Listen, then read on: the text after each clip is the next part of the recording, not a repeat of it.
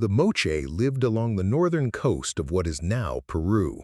This land is not green, it is not wet, it is a desert. Rain falls only a few days each year. The sun burns, the wind blows sand, the soil cracks. Most would call this place unfit for life, but the Moche did not agree. They saw not emptiness, but potential. They looked at the Andes Mountains to the east and saw snow. They watched the rivers that spilled from high valleys and knew water could be brought to the dry land. They did not pray for rain. They took water and made it work for them. This was not simple. It was not easy. It took time. It took knowledge. It took many hands. The Moche studied the land. They studied the flow of rivers. They learned the slope of the earth. They built canals, long ones, deep ones, ones that stretched for miles. They dug them by hand. They shaped them with stone tools. They lined them with rock. They guided water from mountain rivers into the dry valleys below. They turned barren soil into rich fields. This act, moving water across desert, changed everything. It allowed the Moche to grow food, not just a little, not just for a few, enough to feed thousands, enough to build towns, enough to build a way of life that lasted for centuries. Without irrigation, the Moche would not have existed. With it, they rose. But irrigation was not just a tool, it was a force. It shaped their society. It shaped their beliefs. It shaped their power. To control water was to control life. Those who managed the canals held great influence. They decided who got water, when they got it, how much they got. This power did not sit well with all. Disputes arose, tensions grew. In time, these tensions would test the Moche to their core. This is not just a story of farming. It is a story of human will, of how people can change their world, of how a simple idea, bring water to the dry land, can grow into a civilization. But it is also a warning, for even the most clever systems can fail. Even the strongest can fall. The Moche learned this the hard way. The Moche lived between 100 and 800 AD. Their world was narrow. It ran along a thin strip of coast, squeezed between the Pacific Ocean and the Andes Mountains. This strip was about 250 miles long. It included valleys like the Moche, Chicama, Viru, and Santa. These valleys were not green by nature. They were dry, they were hot, but they had one gift: rivers. These rivers began in the high Andes. Snow and rain melted in the mountains. The water flowed down steep slopes. It rushed through canyons. It reached the coast. Then it poured into the sea. The Moche saw these rivers. They saw how they flowed all year, even when the sky stayed clear. They asked, why not take this water? Why not use it to grow food? They began to dig. They used simple tools: wooden shovels, stone hoes, rope, basket. They worked in groups. They followed the slope of the land. They dug channels. They shaped the earth to guide water. They built canals that branched like roots. They brought water from the main river into smaller ditches. These ditches reached fields. The fields soaked up the water. The soil softened. Seeds sprouted. The first crops were maize, beans, squash, and cotton. Later, they grew peanuts, potatoes, and gourds. They also grew a special pepper called ají. These crops needed water. Without it, they died. With it, they thrived. The Moche did not build all their canals at once. It took time. It took trial. Some canals failed. Water moved too fast. It washed out the banks. Where it moved too slow, it clogged with sand. The Moche learned. They adjusted. They dug deeper. They widened. They added gates. They built small walls to slow the flow. They used stones to line the edges. They created systems that worked. One of the oldest known Moche canals is in the Moche Valley. It is called the Ascape Canal. It is over 12 miles long. It brought water from the Moche River to farmland near the coast. It was built around 300 AD. It served thousands of people. It allowed farming on both sides of the valley. It turned a dry stretch into a green belt. Another major canal was in the Chicama Valley. It was even longer. It stretched over 40 miles. It started high in the mountains. It followed the river's edge. It fed fields all the way to the sea. This canal was one of the longest in the ancient Americas. It showed the scale of Moche engineering. These canals were not just ditches. They were planned. They had a purpose. They were maintained. Workers cleaned them. They removed sand. They repaired breaks. They watched the flow. They knew when to open or close a gate. This work was done year after year. It never stopped. The Moche did not write. They left no books, no records, but they left their canals. They left their fields. They left their towns. These things tell us what they did, and they tell us how skilled they were. Water did more than grow food. It shaped society. In a dry land, water is life. Those who control water control life. In the Moche world, this truth shaped power. We do not know the names of the first canal builders. No single leader is named in the records. There were no written names, but we see evidence of leaders. They lived in large adobe palaces. They wore fine clothes. They drank from gold cups. They were buried with treasures. These were not farmers. They were elites. How did they rise? One clue is water. Managing canals required coordination. It required planning. It required authority.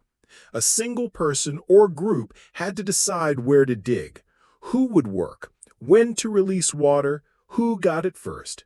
This was not a job for one village. It was a job for many. So leaders emerged. They organized labor. They settled disputes. They kept the system running. In return, they gained respect. They gained power. They became more than farmers. They became rulers. Archaeologists have found large buildings near canals. These were not scattered homes. They were not simple huts. They stood apart. They were built with care. They had thick walls. They had wide courtyards. They had rooms that opened into one another. Some held clay jars the size of a person. These stored corn, beans, and seeds. Others had flat stones where workers met. These were not for cooking. They were for talking, for planning, for giving orders. These buildings were centers of control. From them, someone watched the canals. Someone tracked the water. Someone decided when to open the gates, when to close them, who would get water first, who would wait. This was not a small task. A single mistake could dry a field or flood it. A bad decision could starve a village. So the people in charge had to know the land. They had to know the rivers. They had to remember the rains. They had to plan for the dry months. One such place is San Jose de Moro. It lies in the Jequetepeque Valley. This valley runs from the Andes to the sea. A river flows through it. The Moche built canals along its banks. San Jose de Moro sits near one of them. It was not a farming village. No fields surrounded. No tools were found in great numbers, but tombs were. Large tombs, deep ones, lined with stone, filled with fine goods. The people buried here wore crowns of gold. They held silver cups. They wore necklaces of shell and turquoise. They were wrapped in cloth painted with gods and rivers. These were not common folk. They were leaders, priestesses, rulers. Archaeologists have found large buildings near canals. These were not scattered homes. They were not simple huts. They stood apart. They were built with care. They had thick walls. They had wide courtyards. They had rooms that opened into one another. Some held clay jars the size of a person. These stored corn, beans, and seeds. Others had flat stones where workers met. These were not for cooking, they were for talking, for planning, for giving orders. These buildings were centers of control. From them, someone watched the canals, someone tracked the water, someone decided when to open the gates, when to close them, who would get water first, who would wait. This was not a small task. A single mistake could dry a field or flood it. A bad decision could starve a village. So the people in charge had to know the land, they had to know the rivers, they had to remember the rains, they had to plan for the dry months. One such place is San Jose de Moro. It lies in the Jequetepeque Valley. This valley runs from the Andes to the sea. A river flows through it. The Moche built canals along its banks. San Jose de Moro sits near one of them. It was not a farming village. No fields surrounded. No tools were found in great numbers, but tombs were. Large tombs, deep ones, lined with stone, filled with fine goods. The people buried here wore crowns of gold. They held silver cups. They wore necklaces of shell and turquoise. They were wrapped in cloth painted with gods and rivers. These were not common folk. They were leaders, priestesses, rulers. Archaeologists have found large buildings near canals. These were not scattered homes. They were not simple huts. They stood apart. They were built with care. They had thick walls. They had wide courtyards. They had rooms that opened into one another. Some held clay jars the size of a person. These stored corn, beans, and seeds. Others had flat stones where workers met. These were not for cooking. They were for talking, for planning, for giving orders. These buildings were centers of control. From them, someone watched the canals. Someone tracked the water. Someone decided when to open the gates, when to close them, who would get water first, who would wait. This was not a small task. A single mistake could dry a field or flood it. A bad decision could starve a village. So the people in charge had to know the land. They had to know the rivers. They had to remember the rains. They had to plan for the dry months. One such place is San Jose de Moro. It lies in the Jequetepeque Valley. This valley runs from the Andes to the sea. A river flows through it. The Moche built canals along its banks. San Jose de Moro sits near one of them. It was not a farming village. No fields surround it. No tools were found in great numbers, but tombs were. Large tombs, deep ones, lined with stone, filled with fine goods. The people buried here wore crowns of gold. They held silver cups. They wore necklaces of shell and turquoise. They were wrapped in cloth painted with gods and rivers. These were not common folk. They were leaders, priestesses, rulers. Another site, Pampa de los Cocos, tells a similar story. It lies in the Moche Valley. It sits on a flat plain near the main river. A large canal passes close by. The ruins show a walled compound. It had rooms around a central plaza. It had drainage systems. It had ovens. It had storage bins. Excavations found fine pottery, bowls with painted scenes of irrigation. One shows a man with a staff standing at a canal gate. Workers dig behind him. Another shows a priest pouring water from a jug on a maize plant. These were not just decorations, they were messages. They said, "We control water. We make life grow." Jewelry was found here too. Earrings of gold, beads of lapis. Murals on the walls showed elite figures in headdresses. They stood near rivers. They held symbols of water, waves, fish, serpents. These people were not warriors. They were not farmers. They were managers. They were the ones who kept the system running. The presence of these sites near canals is not a coincidence. The Moche placed power where water flowed.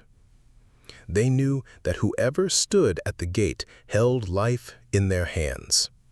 These buildings were not just homes for the rich, they were control points, like modern dams or pump stations. From here, the flow was directed. The rhythm of farming was set. This system worked for a time. It allowed the Moche to grow. Towns expanded. More people came. More fields were dug. More canals were built. Population rose. In some valleys, tens of thousands lived. Art flourished.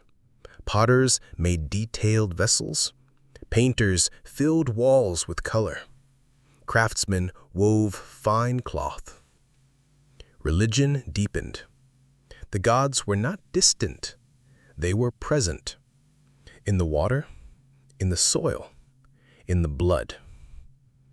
The Moche built temples called huacas. These were large pyramids made of adobe bricks. Workers shaped the bricks in wooden molds.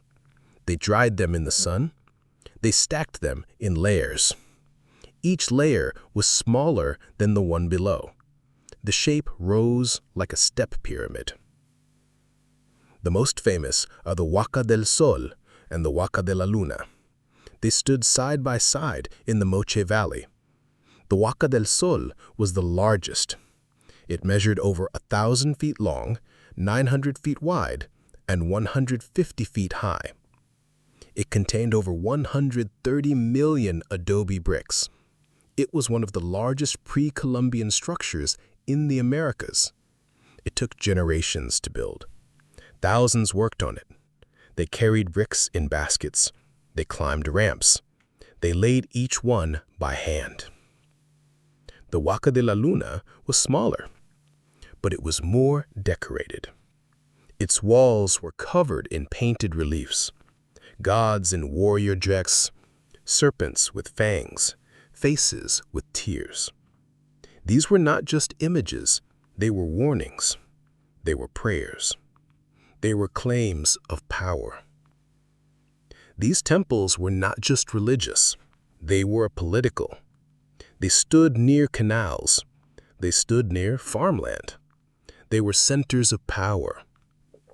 Priests and rulers lived there. They wore clothes of fine cotton. They drank chicha, a corn beer, from gold cups.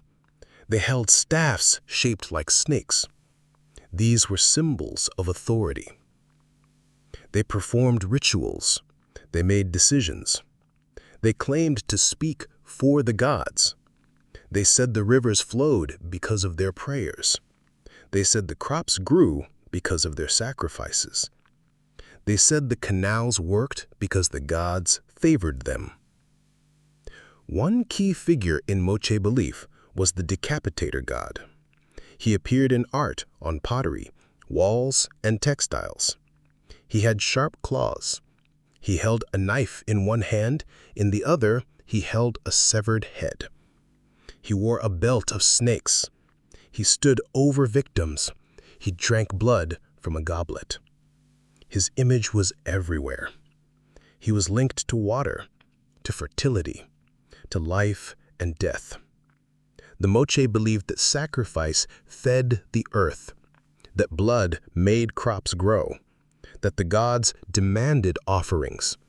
Without blood, the world would stop. Rituals were held at the temples. Warriors captured in battle were brought there. They were not killed at once. First, they were painted. Red and yellow paint covered their bodies. They were given fine clothes. They were paraded through the plaza. People watched. Priests sang. Drums beat. Then, they were taken to a stone platform. They knelt. A priest approached. He held a knife made of sharp stone. He cut the rope at the victim's neck. He pulled out the head. Blood poured onto the ground. It soaked into the soil. It ran down steps. It was collected in basins. This act was meant to please the gods, to ensure rain, to protect the harvest. The Moche believed that the decapitator god watched, that he accepted the offering, that he would return the favor with water. But rain was rare. The northern coast of Peru gets less than 4 inches of rain a year. The real source of growth was not blood. It was water from the canals, water brought from the Andes, water guided by human hands, water managed by engineers and rulers. Still, the rulers tied their power to the divine. They said they controlled the flow of water because the gods allowed it. They said the canals worked because of their prayers. They said the floods were stopped by their rituals. This belief helped them stay in power. It made people obey. It made people give food. It made people fight in wars to capture victims. The system held, but it was fragile. It depended on balance, on trust, on steady water. When the rivers flowed, the people believed. When the crops grew, the priests were honored. When the temples filled, the rulers were strong. But when the water failed, the system cracked. Around 560 AD, something changed. The climate shifted. Scientists have studied ice cores from the Andes. They have looked at layers in lake beds. They have examined tree rings from ancient wood.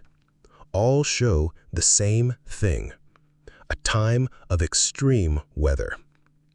First came heavy rains, not on the coast, in the highlands. The snow melted fast. The rivers swelled. Water rushed down. It tore through canyons. It hit the valleys. It smashed into canals. It broke walls.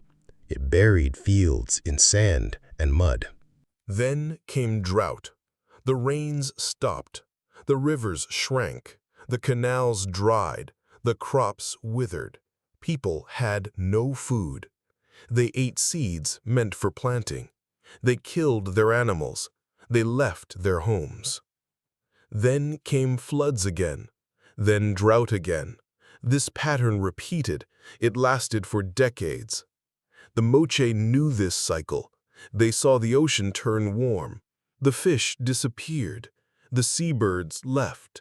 The sky stayed gray. The wind changed. They had no name for it like we do, but they knew it. They called it a time of chaos. In normal years, the rivers flowed steady. The canals worked. The fields grew. But during this time, the rivers raged, then vanished, then raged again.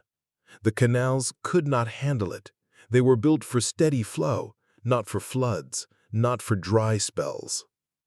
The damage built up. A canal would be repaired, then a flood would destroy it. Workers would rebuild, then drought would make the water too low to use. Fields were lost. Some were buried. Some cracked. Some turned to dust. People went hungry. Children grew thin. Adults weakened.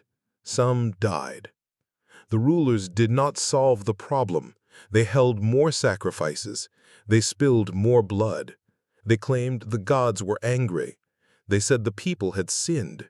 They demanded more offerings. But the rains did not return. The rivers did not flow. The people began to doubt.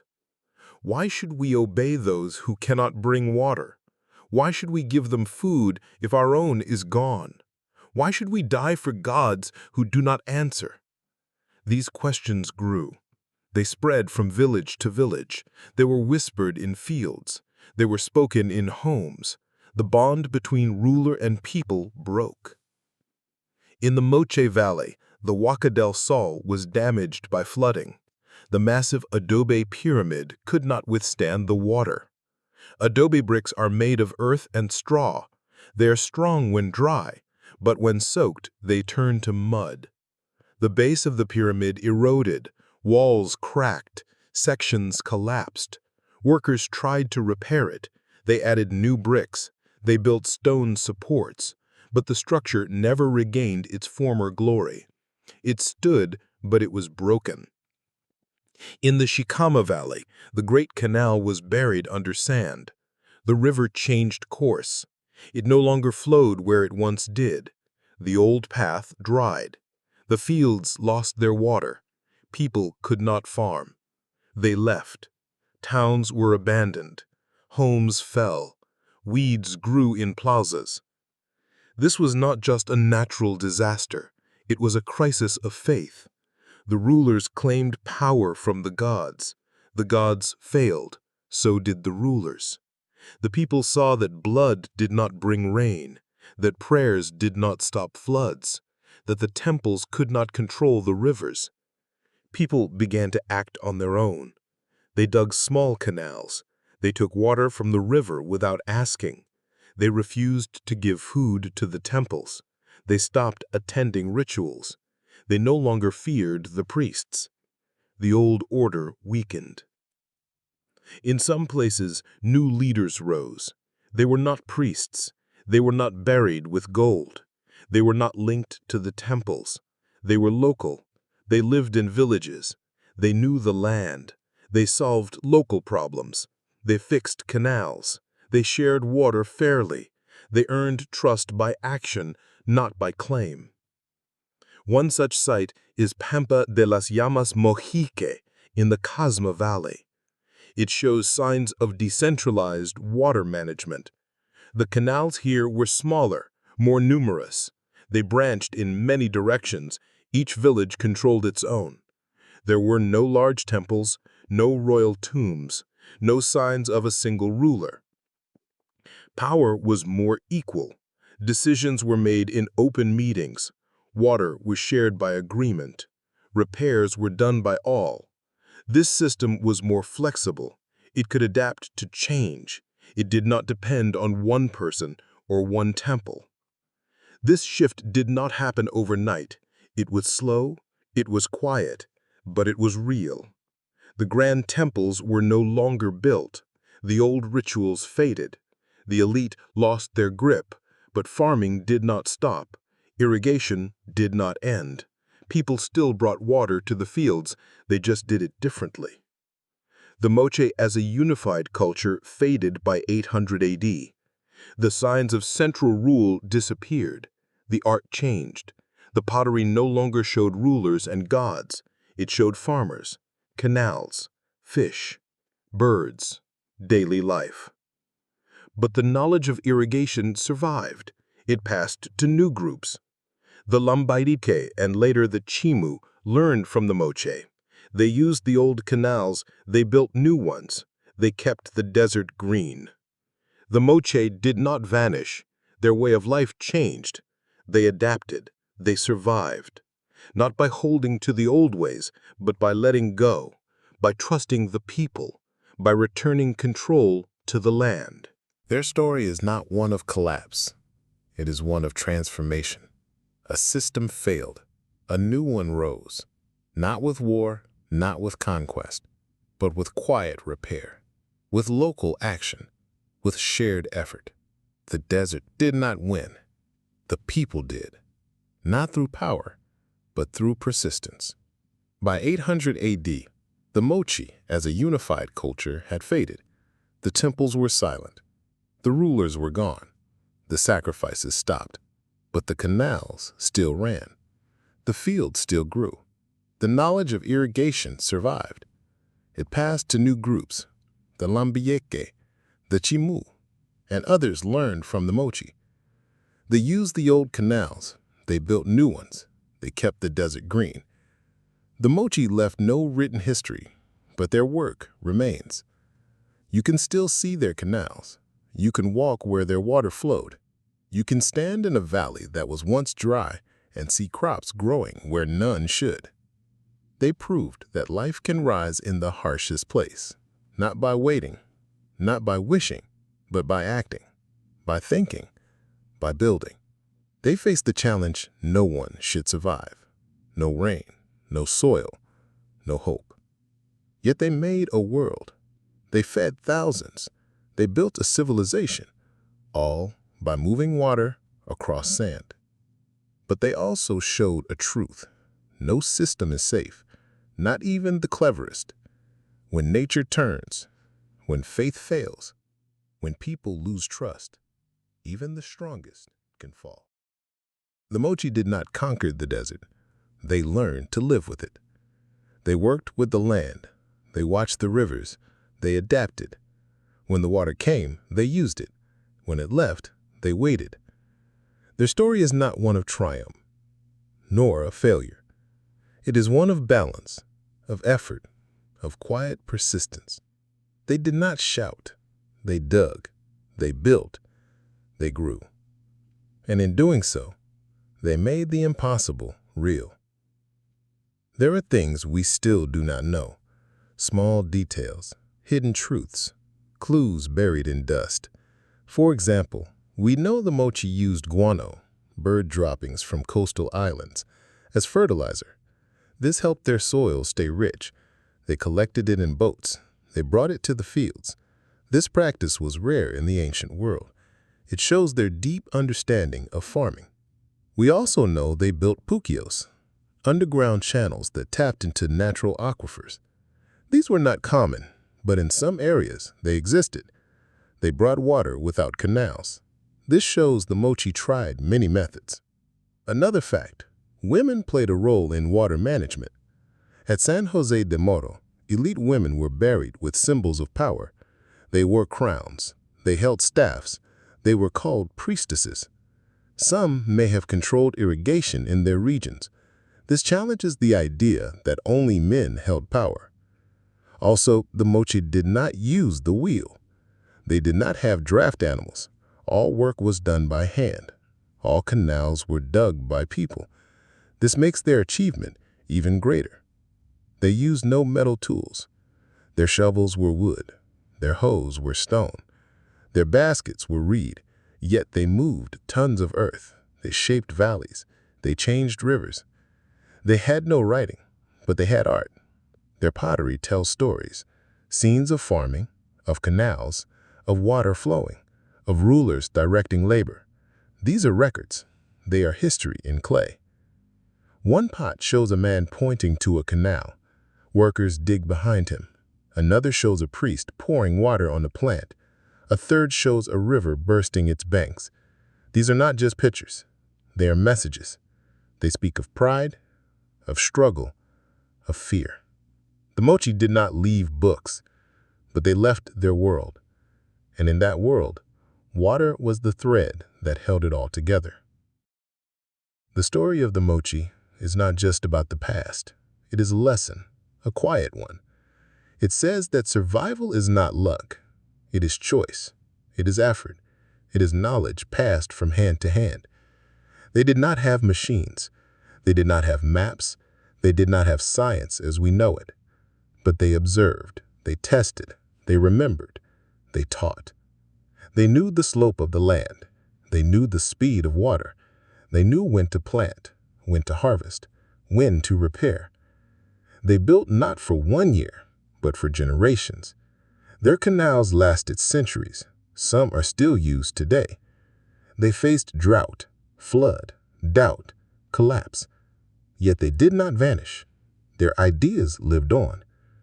When the great temples fell, the fields did not. When the rulers lost power, the water still flowed. Because the people knew how. Because the knowledge was not locked in palaces. It was in the hands of farmers, in the memory of workers, in the shape of the land. This is the true genius of the Moche. Not the pyramids, not the gold, not the sacrifices, but the simple act of bringing water to the dry earth and teaching others how to do it. They did not seek fame. They sought food. They sought life. And in seeking it, they built something lasting. In the end, the Moche did not conquer the desert. They joined it. They learned its rhythms. They worked with its limits. They gave it water, and it gave them life. Their story ends not with a fall, but with a shift, a quiet passing of knowledge, a survival in silence. They are gone, but their canals remain. Their fields still grow. Their lesson still stands. In the dry heart of a sun-scorched land, where sand meets sky and water vanishes into air, a people made the desert grow. They are the Moche, and this is their story.